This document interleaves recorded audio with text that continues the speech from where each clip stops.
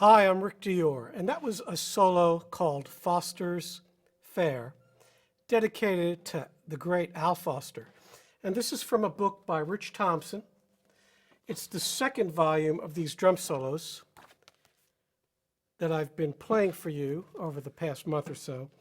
And these are solos I use with my students. And I have a lot of them that I use, not only from these books, from other books, from transcriptions I've done, from transcriptions they've done. So it's kind of an ongoing thing. And to keep myself from going crazy, and them too, we're always doing different things. So I might have 4 different students working on 4 different solos. So it's a lot of fun for me that way. And so I'm recording all these so they can refer to them and have videos of them as well. Now this book does come with a recording, unlike the first one, and it does have a really great opening section where Rich describes the lives of all the drummers and what they do and some albums to listen to. So it's just really great. And I had the pleasure of talking to him on the phone last week, and I added some things to the previous solos, some listening things that were not in the first book. They were not included. So he gave me a list and I posted it up there. So please take a look at that. So Al Foster, a great drummer, very versatile drummer. I saw him play all kinds of styles in New York City in the 80s.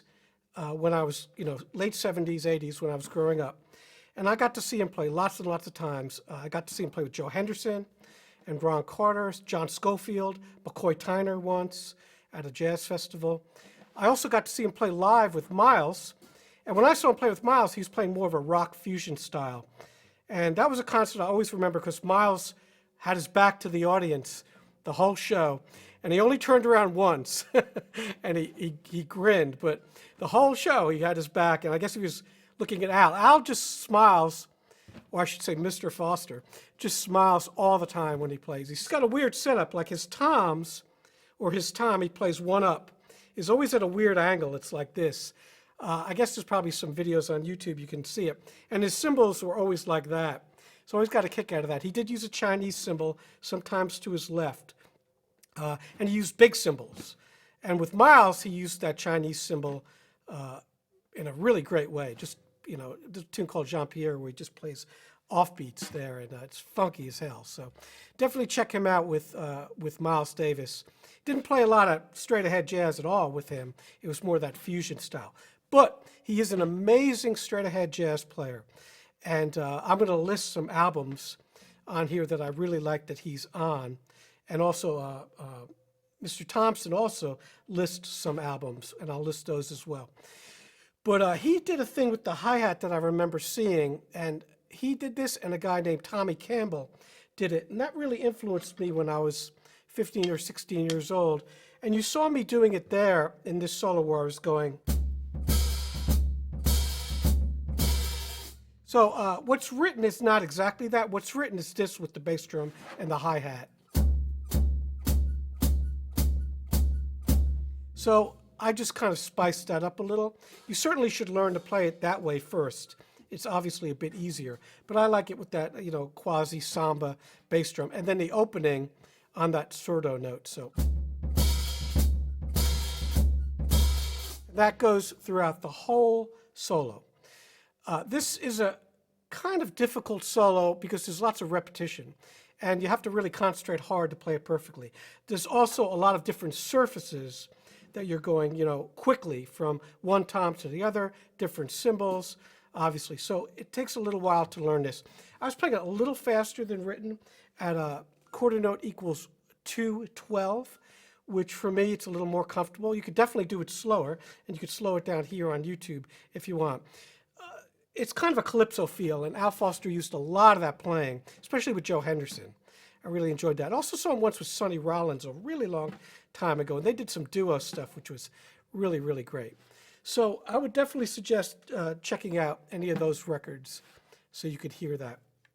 So Al Foster's a really great soloist, and he plays very, very simply a lot of times. He had really good chops. He played traditional grip, but he did also sometimes switch to match grip. And, one other thing, I did keep my snares off for this solo. It does not say that, but I think it just sounds better that way. And also, when I used to see Al Foster, there was a lot of times where he turned his snares off and played like that. a lot of the Latin stuff. So when you start out this solo, you're going to practice it just like this.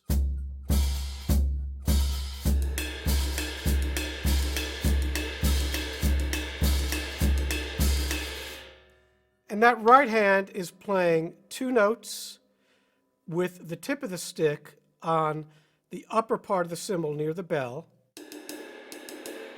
And then that last 8th note is on the bell.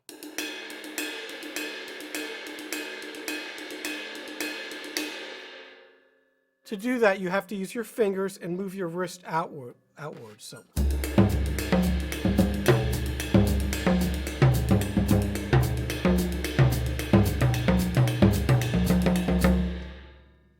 So that kind of thing. And to practice that, you could take some pages from Syncopation, from my book, and just basically play those rhythms under that cymbal.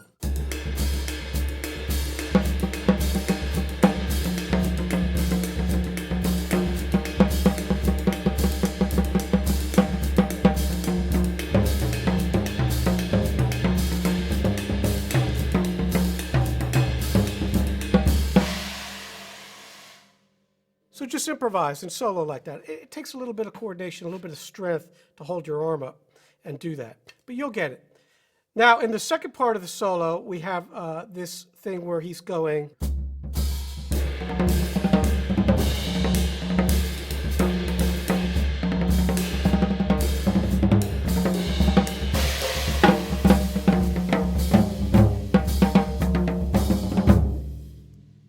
I love that lick, and that's totally something he did a lot of, those kind of flat da da da flat da da da flat da da.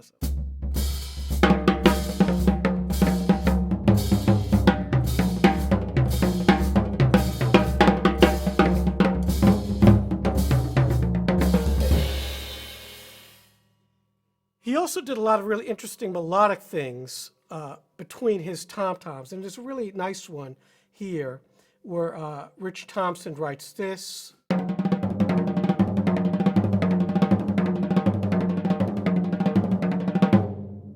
So that sticking there is written out, and you should play it like that. So slowly. So you're leading with your left. All right, and fast.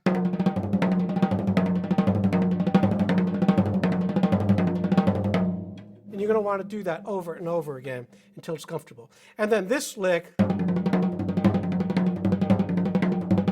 So slowly, that's.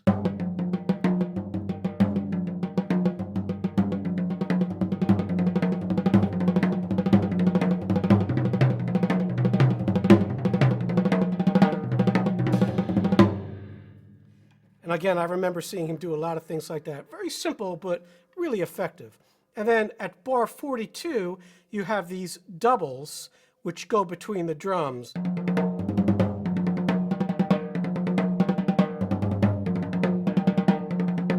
So fast 42 sounds like this.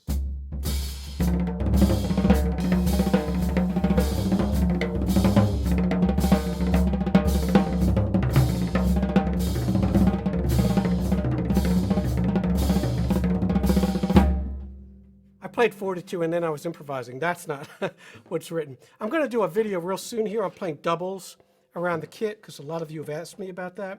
So this is a perfect example of using doubles, if you have the chops to do it, to phrase some interesting melodic ideas.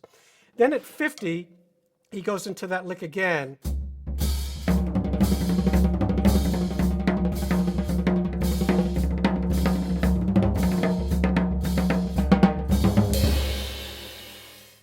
So it's combining those different techniques of the doubles, the singles, and the paradiddle stickings. Once again, very rudimental. All these drummers, we've talked about it throughout this series, have a really great fundamental, rudimental technique. And they use it. They use it in their soloing. So this is a perfect example of that stuff. Now, one thing, getting back to the hi-hat that I would see Al Foster do a lot when he was playing would be to keep the hi-hat almost like a disco sort of feel like this.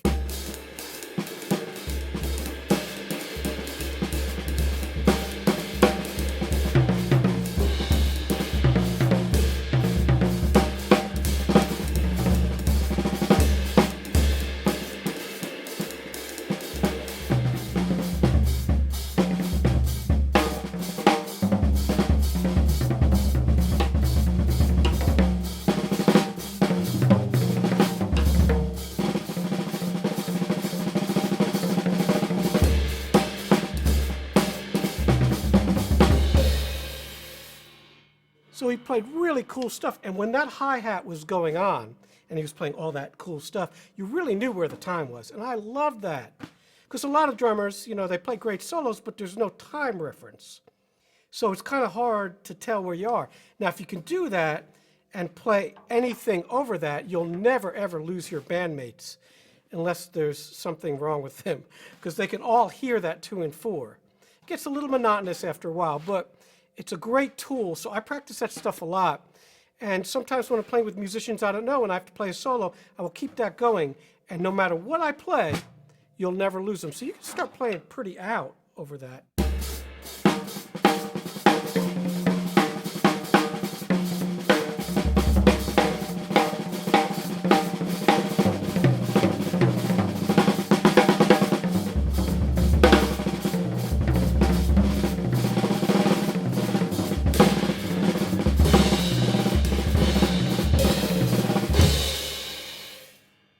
So I started in time and then I worked out of time, but the hi-hat stays right there. It's impossible for them to get lost. So once again, he was the first guy that I saw using that in a jazz setting. Before that, I'd seen Tommy Campbell, who's a really great fusion drummer. I'm not sure what he's doing now, but saw him with Kevin Eubanks doing that, and it was just fantastic. And he was really, really playing fast. So it was like,